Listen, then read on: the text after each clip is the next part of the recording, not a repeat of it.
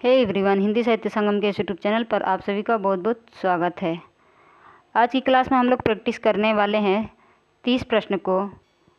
और ये जो 30 प्रश्न हैं बिहार एससीईआरटी की बुक से लिया गया और यह है क्लास 11th का, क्लास 11 का है यह पेपर, ठीक है।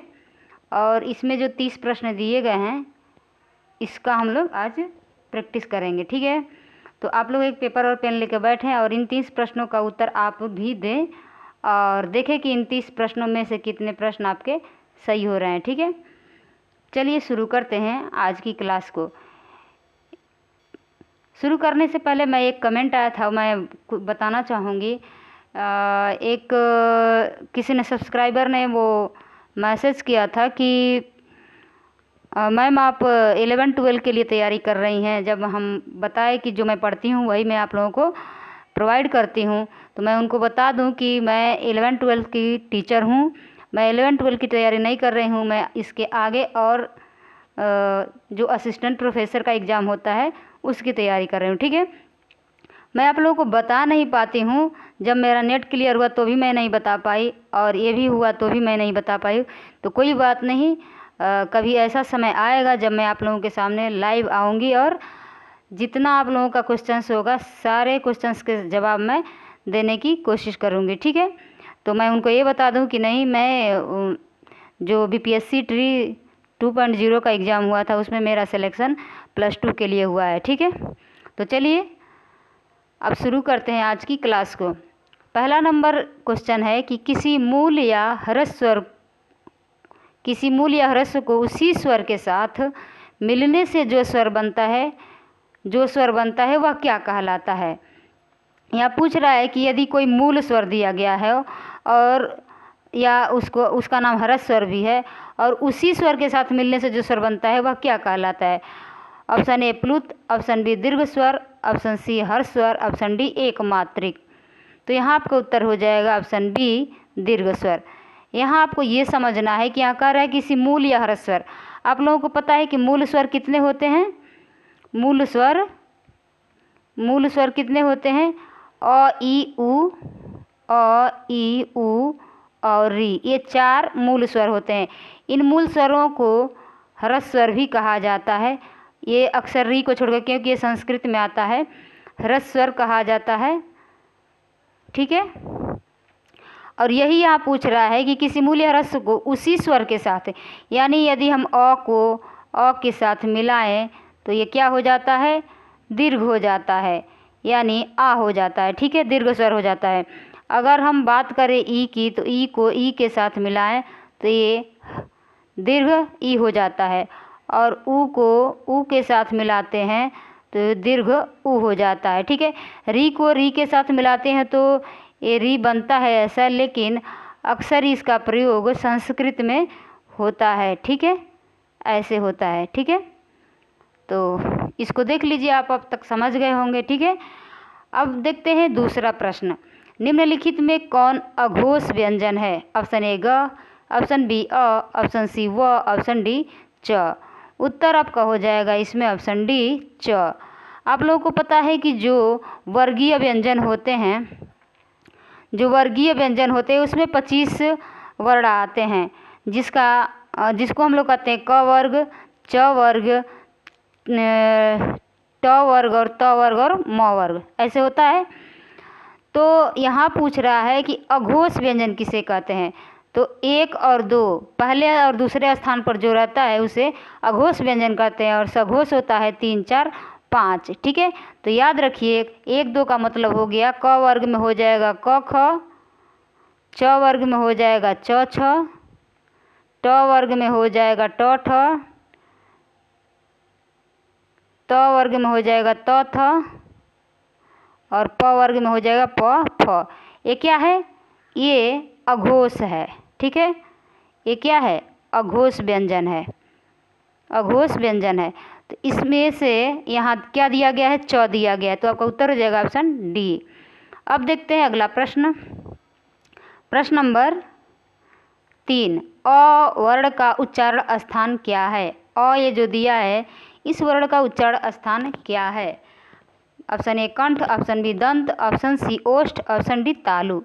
तो अकुह विसर्जनीयानां कंठ यानी अ और क, कु का मतलब हो जाएगा क वर्ग यानी क ख अंग, क ख ग घ अंग। और क्या कर रहा है, यहाँ नहीं रहेगा, यहाँ रहेगा।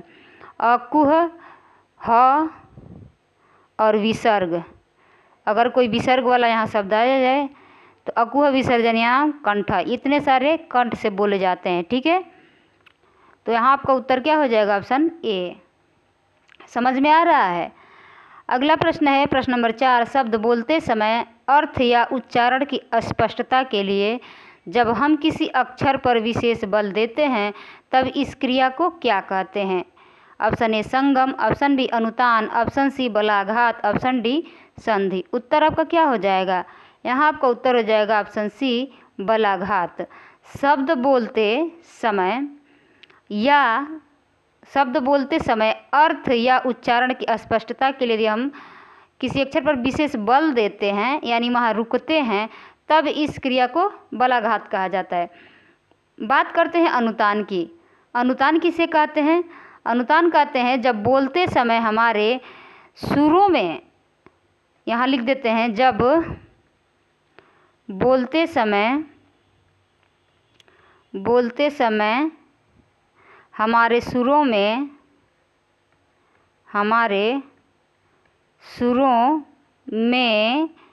जिस तरह का उतार चढ़ाव होता है, जिस तरह का उतार चढ़ाव होता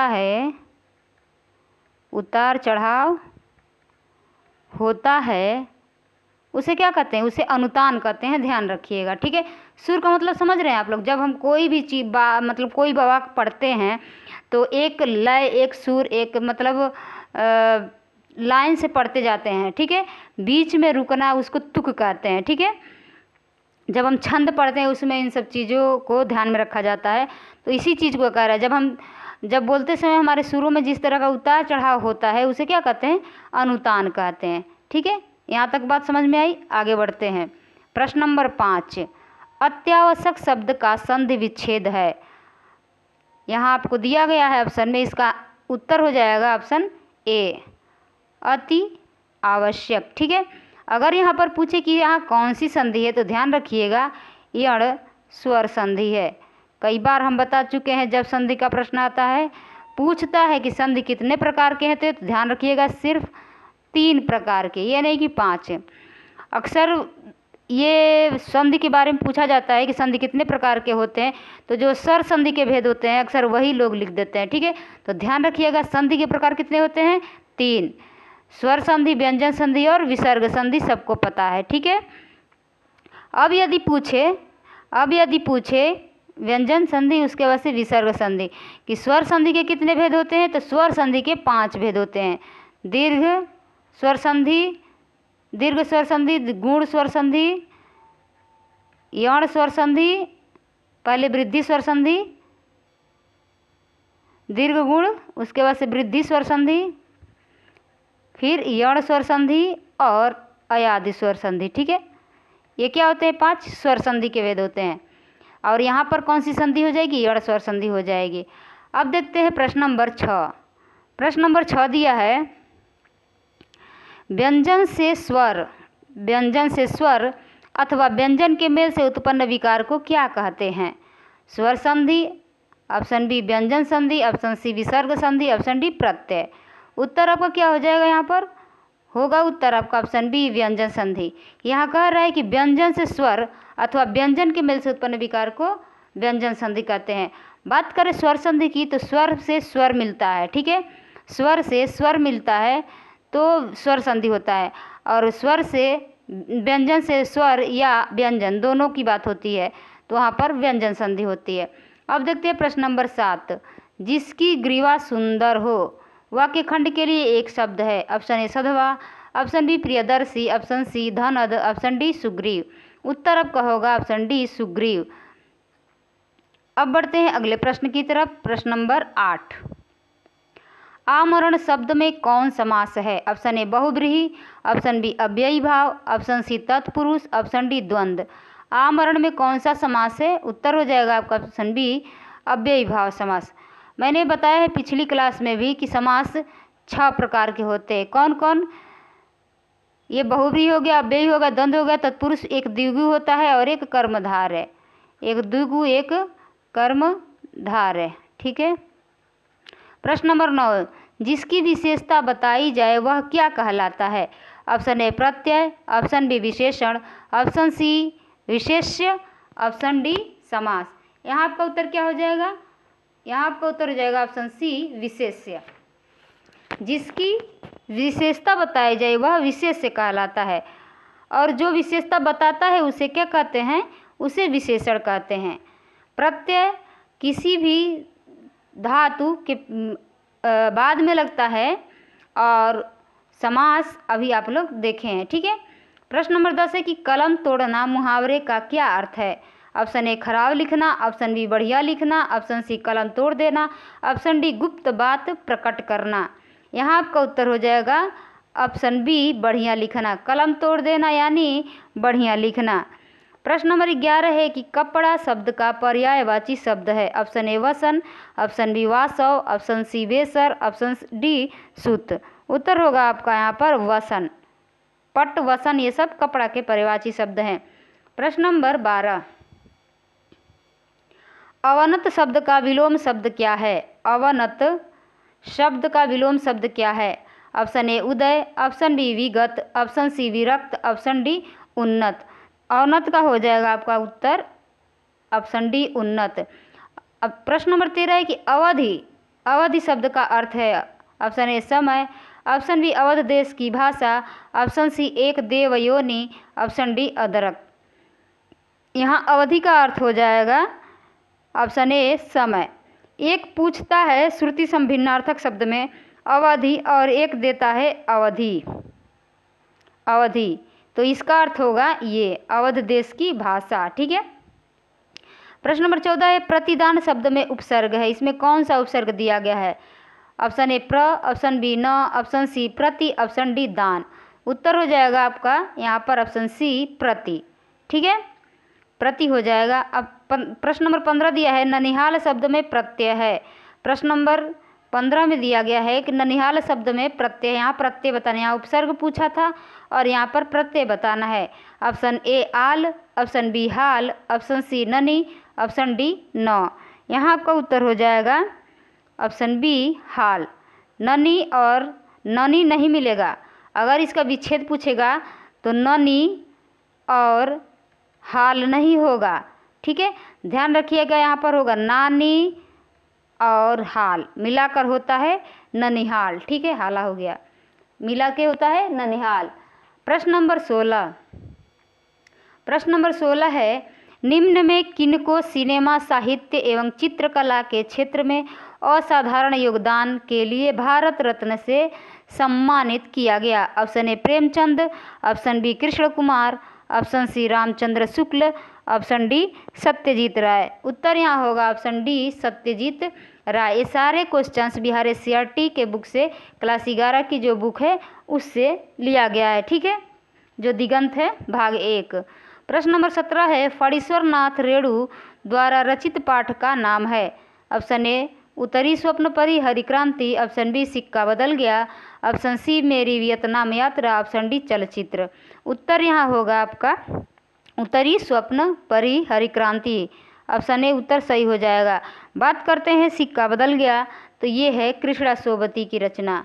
ठीक है, कृष्णा सोबती।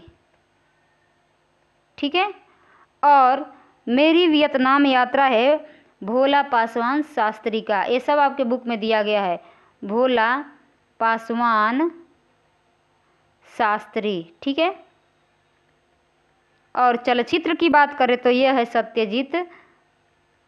सत्यजीत राय की। ठीक है। प्रश्न नंबर 18 सिक्का बदल गया शीर्षक पाठ की विधा क्या है? ऑप्शन ए निबंध, ऑप्शन बी कहानी, ऑप्शन सी एकांकी, ऑप्शन डी नाटक। तो यह क्या है? यह कहानी है सिक्का बदल गया। प्रश्न नंबर 19 दिया है मेरी वियतनाम यात्रा मेरी वियतनाम यात्रा शीर्षक पाठ के लेखक कौन है? Option A Krishna Kumar, option B Bhola Paswan Shastri, option C Kumar Gandharva, option D Harishankar Parsai. उत्तर हो जाएगा आपका ऑप्शन बी भोला पासवान शास्त्री, जो कि अभी हम ऊपर बताए हैं। प्रश्न नंबर 20 है कि झंकार शीर्षक कविता में आघात सहने के लिए कौन तैयार है? ऑप्शन ए परमात्मा, ऑप्शन बी जनता, ऑप्शन सी कवि, ऑप्शन डी इनमें से कोई नहीं। यहाँ आपका उत्तर हो जाएगा ऑप्शन बी जनता। ठीक है। प्रश्न नंबर 21 है सरोज किन की पुत्री थी? ऑप्शन ए नागार्जुन की, ऑप्शन बी त्रिलोचन की, ऑप्शन सी केदारनाथ सिंह की, ऑप्शन डी सूर्यकांत त्रिपाठी निराला की। यहाँ उत्तर हो जाएगा आपका ऑप्शन डी सूर्यकांत त्रिपाठी निराला की पुत्री थी सरोज, जिनकी असमय मृत्यु होने के कारण उन्होंने सरोज स्मृति लिखी है। ठीक है। प्रश्न नंबर 22 है कि बहुत दिनों के बाद शीर्षक कविता के कवि कौन है? Option A Naresh Saxena, option B Arun Kamal, option C Nagarjun, option D Trilochan. उत्तर होगा आपका ऑप्शन सी नागार्जुन। बहुत दिनों के बाद लिखा है नागार्जुन जी ने। प्रश्न नंबर 23 है कि भारतेंदु के अनुसार अंध, पंगु और दीनहीन होकर कौन बिलख रहे हैं? ऑप्शन ए भारतेंदु स्वयं, ऑप्शन बी भारत के लोग, ऑप्शन सी अंधे लंगड़े, ऑप्शन डी अंग्रेज। यहाँ हो जाएगा उत्तर आपका ऑप्शन बी भारत के लोग। अब देखते हैं प्रश्न नंबर 24 नंबर प्रश्न दिया है कि प्रगतिवाद या प्रगतिशील काव्यधारा के एक प्रमुख कवि हैं, कौन है इसमें से? Option A Jaishankar Prasad, option B Maithili Sharan Gupt, option C Trilochan, option D Bharatendu Harishchandra. यहाँ उत्तर हो जाएगा आपका ऑप्शन सी त्रिलोचन। बात करें जयशंकर प्रसाद की तो यह है छायावादी कवि, छायावाद के कवि हैं। ठीक है। और मैथिली शरण गुप्त द्विवेदी युग के कवि हैं, द्विवेदी युग के कवि हैं। बात करें भारतेंदु हरिश्चंद्र की, ये भारतेंदु युग के कवि हैं, भारतेंदु युग के कवि हैं। अब यहाँ पर एक बात और देख लीजिए, सबसे पहले जब आधुनिक काल आया उसमें सबसे पहले भारतेंदु युग, उसके बाद से द्विवेदी युग, उसके बाद से छायावाद, उसके बाद से ये प्रगतिवाद आया। ठीक है। प्रश्न नंबर 25 है एक दीक्षांत भाषण नामक पाठ के लेखक हैं? Option A Kumar Gandharva, option B Krishna Kumar, option C Ramchandra Shukla, option D Harishankar Parsai. यहाँ आपका उत्तर हो जाएगा ऑप्शन डी हरिशंकर परसाई। ठीक है। प्रश्न नंबर 26 है अब की मैंने जी भर देखी पकी सुनहली फसलों की मुस्कान, ये पंक्तियाँ किस शीर्षक कविता से उद्धृत हैं? ऑप्शन ए झंकार, ऑप्शन बी तोड़ती पत्थर, ऑप्शन सी बहुत दिनों के बाद, ऑप्शन डी मातृभूमि। यहाँ आपका उत्तर हो जाएगा ऑप्शन सी बहुत दिनों के बाद। और यह बहुत दिनों के बाद किनकी कविता है? अभी आप लोग ऊपर पढ़े हैं, ये नागार्जुन की है। ठीक है। प्रश्न नंबर 27 है कि हिंदी कविता में कौन कवि सानेट के पर्याय माने जाते हैं? Option A Nagarjun, option B Trilochan, option C Naresh Saxena, option D Arun Kamal. तो यहाँ आपका उत्तर हो जाएगा आपका ऑप्शन बी त्रिलोचन, इनको सानेट का पर्याय माना जाता है। अब देखते हैं अगला प्रश्न, प्रश्न नंबर 28। प्रश्न नंबर 28 है पथेर पंचाली नामक उपन्यास किसकी रचना है? ऑप्शन ए प्रेमचंद की, ऑप्शन बी विभूति भूषण बंदोपाध्याय की, ऑप्शन सी विद्यापति की, ऑप्शन डी रामचंद्र शुक्ल की। यहाँ आपका उत्तर हो जाएगा ऑप्शन बी विभूति भूषण बंदोपाध्याय की। प्रश्न नंबर 29 है कि चित्रपट संगीत के क्षेत्र में अनभिषिक्त साम्राज्ञी का पद किसे प्राप्त है? ऑप्शन ए लता मंगेशकर को, ऑप्शन बी आशा भोसले को, ऑप्शन सी अनुराधा पौडवाल को, ऑप्शन डी नूरजहां को। यहाँ उत्तर हो जाएगा आपका ऑप्शन ए लता मंगेशकर को चित्रपट संगीत के क्षेत्र में अनभिषिक्त साम्राज्ञी का पद प्राप्त हुआ है। प्रश्न नंबर 30 एंड लास्ट प्रश्न है आज का कि मैथिली शरण गुप्त का जन्म कहाँ हुआ था? Option A Garhgola Unnao Uttar Pradesh, option B Chirgaon Jhansi Uttar Pradesh, option C Tarauni Darbhanga Bihar, option D Chiranipatti Sultanpur Uttar Pradesh. यहाँ आपका उत्तर हो जाएगा ऑप्शन बी चिरगांव झांसी उत्तर प्रदेश।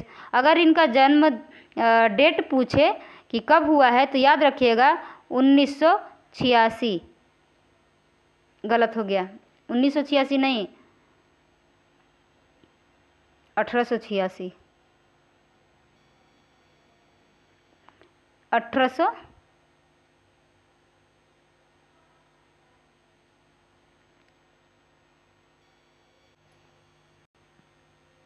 ठीक है। इस तरह से हम लोगों ने आज 30 प्रश्न को पढ़ लिए। ये प्रश्न बहुत ही उपयोगी सिद्ध हो गया आप लोगों के एग्ज़ाम के लिए। वैसे तो एग्ज़ाम टल चुका है आप लोगों का, और जो 1 to 5 का एग्ज़ाम हुआ था और 6 to 8 का एग्ज़ाम हुआ था वो कैंसिल हो चुका है, वो फिर दोबारा होगा। और 11-12 का एग्ज़ाम जो कि आप लोगों का होने वाला था 5 अप्रैल को, उसका भी एग्ज़ाम अब पोस्टपोन्ड हो गया है, यानी उसका डेट अब दूसरा आएगा। कहने का मतलब ये है कि अब 1 to 5, 6 to 8, 9 to 10 और 11 to 12 ये चारों का एग्ज़ाम अब डेट दूसरा आएगा तब होगा। ठीक है, तो आप लोग अपनी तैयारी को जारी रखें और ऐसे ही पढ़ते रहें। ठीक है, तो चलिए मिलते हैं अगली क्लास में, तब तक के लिए पढ़ते रहें और रिवीजन अपना करते रहें। धन्यवाद।